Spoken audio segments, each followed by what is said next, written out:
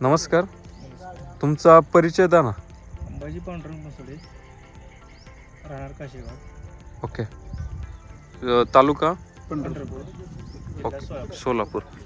आता हा जो काय प्लॉट बघतो आपण, हा आता किती दिवसांचा झाला आहे लागवडीपासून? साधारण 6 महिन्याचा प्लॉट आहे. 6 महिने झालेत 6 महिने जवळपास. म्हणजे 20 तारखेला तुम्ही म्हटले 6 महिने, 20 तारखेला 6 महिने होतील आता. तर व्हरायटी कुठली आहे? जम्बो रेड आहे. Jumbo red. आता 6 महिन्याचा प्लॉट म्हटल्यावर 6 महिन्याच्या हिशोबाने ग्रोथ खूप चांगली झाली आपली. चांगली एकदम एक नंबर ग्रोथ आहे. काय सांगाल त्याबद्दल? त्याबद्दल म्हणजे आपण तुमची ती डोस वापरलेली आहे. भूसंपन्न संपन्न gold gold for soil. Okay. आता ते आपण टाकलं म्हणजे भूसंपन्न किती टाकलं एका पोलला? एका पोलला 1.5 किलो टाकले. 1.5 किलो टाकले लागवडीच्या वेळी. लागवडी वेळी. फरक काय जाणवतोय म्हणजे? म्हणजे काळुकी, ओके ह्याची ग्रोथ. ओके. आजूबाजूला जर लागवडी असतील आपल्या तर त्यांची काय परिस्थिती आहे, कशी आहे? त्यांची परिस्थिती म्हणजे आपल्यासारखी एवढी काळुकी नाही. ओके. वाढ कमी आहे. ओके, आपल्या प्लॉटला वाढ चांगली, काळुकी जास्त आहे. दिसायला बसते शायनी बी एक नंबर आहे. बरोबर. बाबा मग सांगत होते की झाड तुम्ही लावल्यापासून त्यांची ग्रोथ कशी झाली, काय झाली, तुम्ही मग सांगत काय होते. नाही बघा, ते ह्याच्यापासून आम्हाला चांगला रिझल्ट आलेला आहे. ओके. हो.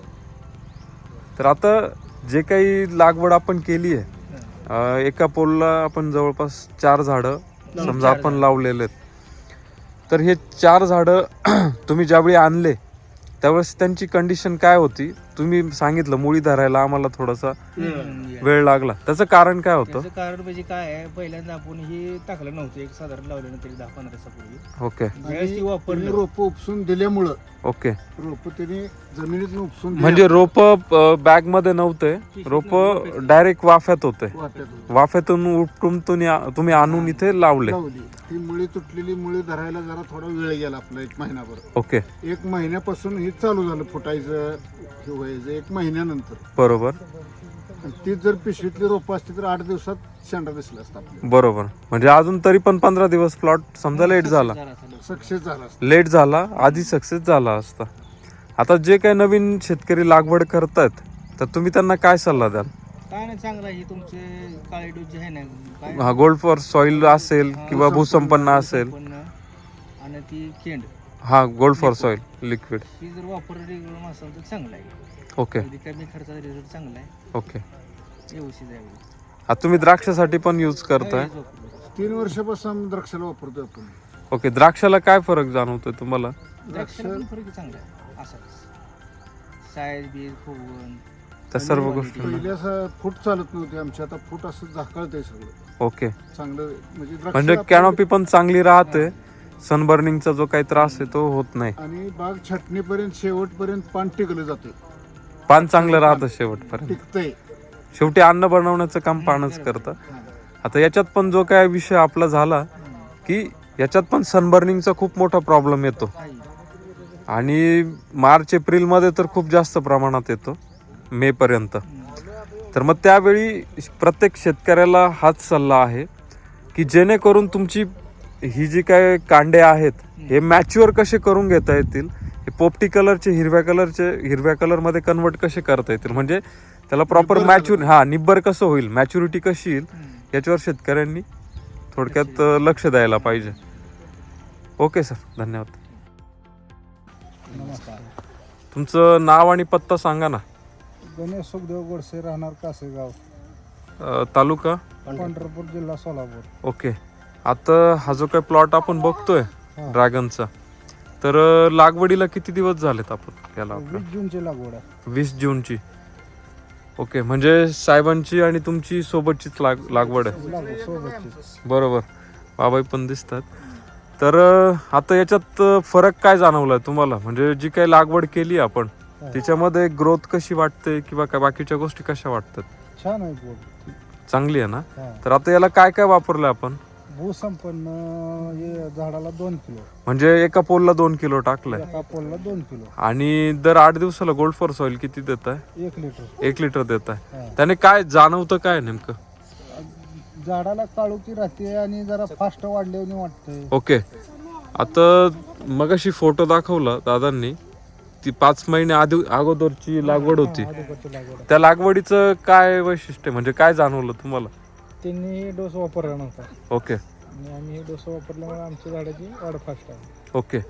आणि आता इथं बाजूलाच आपण बघतोय फुटवे पण आपल्याला एकदम चांगले झालेले दिसत आहे. तर आता जे काही इतर शेतकरी नवीन लागवडी करतायत तुम्ही त्यांना काय सल्ला द्याल?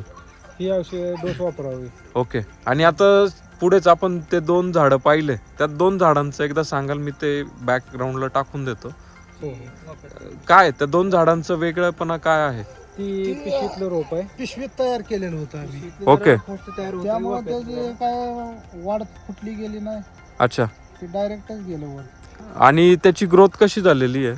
त्याची ग्रोथ फास्ट आहे. एकदम फास्ट झालेली आहे. जे काय दिसतंय ते एकदम युनिफॉर्म या पूर्ण सर्कलवर एकदम चांगलं ते पसरलेलं आहे प्लेट वर. हो पिशवीतलं फास्ट वाढ चालू होती, वाफ्यातली जरा दमान वाढ होती. बरोबर दुसरं काय नाही विषय. वाफ्यातले त्याची मुळी तुटल्यामुळे वाढ दमान चालू होती. बरोबर. पिशवीतलं आहे ते लावल्यावर लगेच वाढ फास्ट चालू होती ना. म्हणजे जे काही नवीन लागवड करणाऱ्या शेतकऱ्यांनी शक्यतो पिशवीतलं पिशवीतलीच रोपं वापरावीत. आता ते मगाशी तुम्ही जे हे दाखवलं होतं, म्हणजे फोटो दाखवला, ते 10 तुमच्या अगोदर 5 महिन्याचा प्लॉट आहे, ते त्यांची रोपं कशी होती? पिशवी मधली होती का? त्यांचं पान होतं आपल्यासारखंच पान होतं. पान होतं? पानाची रोपं. म्हणजे तुमची आणि त्यांची सेमच आहे म्हणायचं. सेमच थोडक्यात. ओके. तरी सुद्धा घेणाऱ्याने काय करावं, नेहमी पिशवीचं रोप घ्यावं. त्या प्लॉटचा जर काही फोटो असेल तर 2 मिनिटं दाखवता येईल का आपल्याला? ते 5 दाखवाल जरा 2 मिनिटं. येस.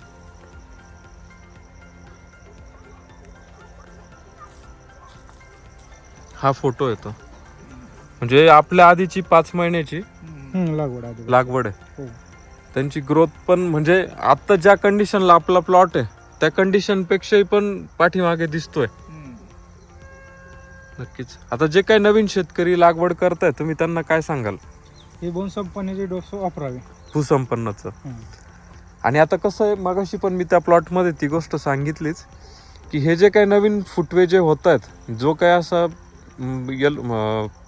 पोपटी जो कलर आहे नवीन फुटव्यांचा, ते मॅच्युअर करण्यासाठी तुम्ही दर 15 दिवसातून एकदा gold for soil 5 ml per litre, त्याच्यानंतर फोलिओ गोल्ड 2 ml पर लिटरनी जर स्प्रे घेतला तर आता हे जे काही दिसतंय आपल्याला, ही काळोखी जी दिसते एकदम याची कांडाची, तर याप्रमाणे आपल्याला ते मॅच्युअर झालेले दिसतील, जेणेकरून तुम्हाला सनबर्निंगचा जो काही प्रॉब्लेम आहे पुढे जाऊन तो जास्त फेस नाही करावा लागणार.